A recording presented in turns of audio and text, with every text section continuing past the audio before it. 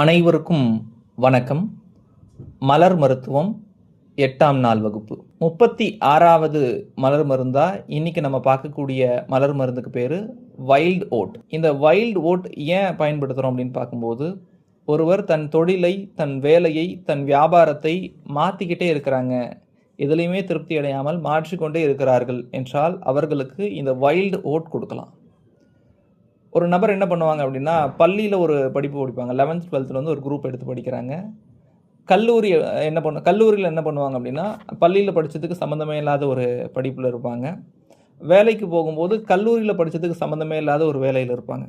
அப்போது ஒரு விஷயத்தில் நிலைத்த தன்மை இல்லாமல் மாற்றிக்கிட்டே இருப்பாங்க.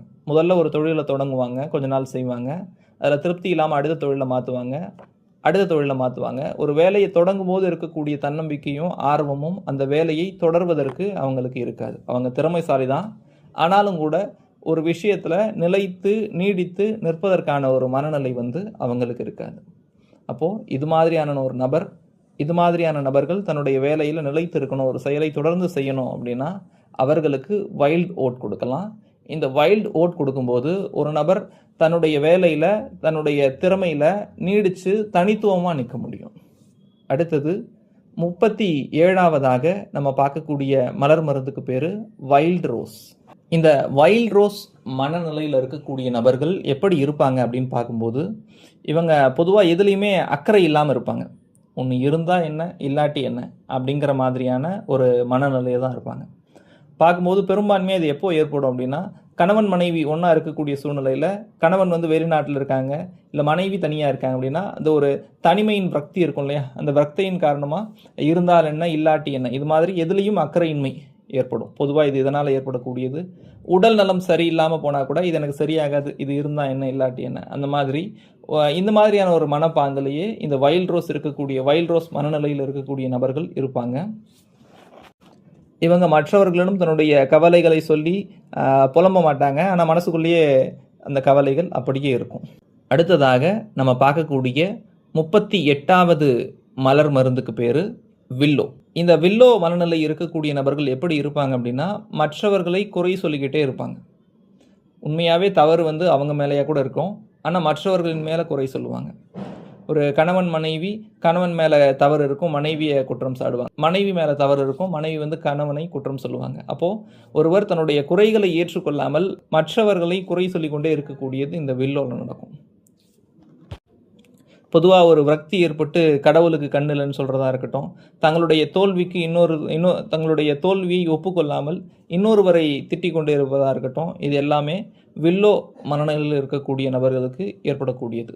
பொதுவாக இந்த வில்லோ மனநிலையில் இருக்கக்கூடியவங்களை திருப்திப்படுத்துறது அப்படிங்கிறது ரொம்பவே சிரமம். அப்போது இது மாதிரியான நபர்களுக்கு வில்லோ அப்படிங்கிற மருந்தை கொடுக்கும்போது அவர்களை சரி செய்ய முடியும். 38 மருந்துகளை இதுவரைக்கும் பார்த்துருக்கிறோம். அடுத்தபடியாக நம்ம பார்க்கக்கூடிய 39வது மருந்து, இது ஒரு தனி மருந்து கிடையாது. இது வரைக்கும் சொன்ன 38 மருந்தில் ஒரு சில காம்பினேஷனை கொண்டு வரும்போது இந்த மருந்து நல்லாவே வேலை பார்க்குது. அந்த மருந்துக்கு பேர் ரெஸ்கியூ ரெமெடி. இந்த ரெஸ்கியூ ரெமெடி அப்படிங்கிற மருந்து எதுக்கு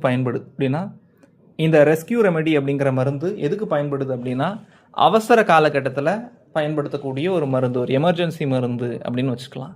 இந்த ரெஸ்கியூ ரெமெடியை எப்படி தயாரிக்கிறாங்க அப்படின்னா, கிளமாட்டிஸ், ஸ்டார் ஆஃப் பெத்தல்ஹெல்ம், செரி ப்ளம், இம்பேஷன்ஸ் மற்றும் ராக்ரோஸ், இந்த 5 மருந்துகளை சம அளவில் இணைத்து அதனை வைத்து தயார்படுத்தக்கூடிய ஒரு மருந்து தான் ரெஸ்கியூ ரெமெடி. இந்த ரெஸ்கியூ ரெமெடியை எல்லாருமே வச்சுருக்க வேண்டியது கட்டாயம்.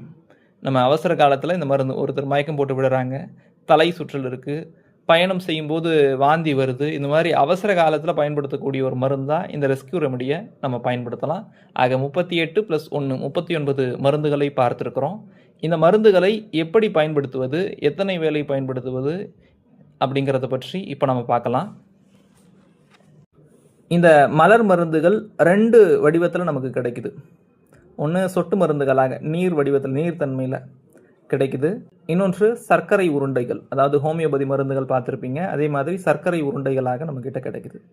அப்போது இந்த சர்க்கரை உருண்டைகளை பற்றி பார்க்கும்போது இது 3 வடிவத்தில் இருக்குது. ஒன்று பெரிய வடிவத்தில் இருக்கக்கூடிய உருண்டை, இன்னொன்று நடுத்தர சின்னது, அதை விட சின்னது, இன்னொன்று முற்றிலும் சின்னது. பெரிய வடிவம், நடுத்தர வடிவம், மிகச்சிறிய வடிவம் 3 வடிவத்தில் இந்த சர்க்கரை உருண்டைகள் நமக்கு கிடைக்குது. அதில் சர்க்கரை உருண்டையில் மலர் மருந்துகள் தெளித்து ஊற வச்சு அதை நம்ம எடுத்துக்குவோம். இந்த மருந்துகளில் எதை எடுக்கிறது சிறப்பு அப்படின்னா, நடுத்தர அளவில் இருக்கக்கூடிய உருண்டை எடுக்கிறது சிறப்பு. இது ஒரு நாளைக்கு எத்தனை முறை எடுக்கணும் அப்படின்னு கேட்டால், சாதாரணமாக இருக்கக்கூடிய நபர்கள், சாதாரணமாக ஒரு பிரச்சனையில் இருக்கக்கூடிய நபர்கள் ஒரு நாளைக்கு 4 முறை எடுக்கலாம். காலை, மதியம், மாலை, இரவு. சாப்பிடுவதற்கு முன்பு எடுத்தாலும் சரி, அதுக்கப்புறம் எடுத்தாலும் சரி, தவறு கிடையாது. நம்ம இந்த மாதிரி எடுத்துக்கலாம். உருண்டையாக எடுத்தால் இந்த மாதிரி எடுத்துக்கலாம். நோய் தீவிரமாக இருக்குது அப்படின்னா ஒரு நாளைக்கு 6 முறை எடுத்துக்கலாம். மிக தீவிரமாக நோய் இருக்குது அப்படின்னா ஒரு நாளைக்கு 8 முறை எடுத்துக்கொள்ளலாம். சரி, இப்போது நீர்த்தன்மையில் இருக்குது, லிக்விட் ஃபார்மில் மருந்து இருக்குது. இது எப்படி எடுக்கலாம் அப்படின்னு பார்க்கும்போது, நம்ம எடுக்க வேண்டிய மருந்தை 1 லிட்டர் தண்ணியில் 4 சொட்டு 4 ட்ராப்ஸ் விட்டுட்டு அதை குடிக்கும்போது தண்ணி குடிக்கிற மாதிரி குடிச்சிக்கலாம் ஒன்று.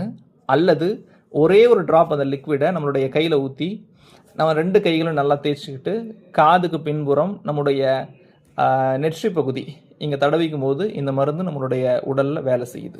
ஆக இந்த மலர் மருந்துகளை ஒருவேளை நம்ம தவறாக எடுத்துக்கிட்டால் நமக்கு பக்க விளைவுகள் வருமா அப்படின்னு கேட்டால், இந்த மலர் மருந்துகளை சரியாக எடுக்கும்போது நம்மளுடைய உடல் சரியாகும். ஒருவேளை மாற்றி எடுத்துக்கொண்டாலும் எந்த விதமான பக்க விளைவுகளும் ஏற்படாது. ஆக இந்த 8 நாள் மலர் மருத்துவ வகுப்பில் கலந்து கொண்ட அத்துணை நண்பர்களுக்கும் மனமார்ந்த நன்றி.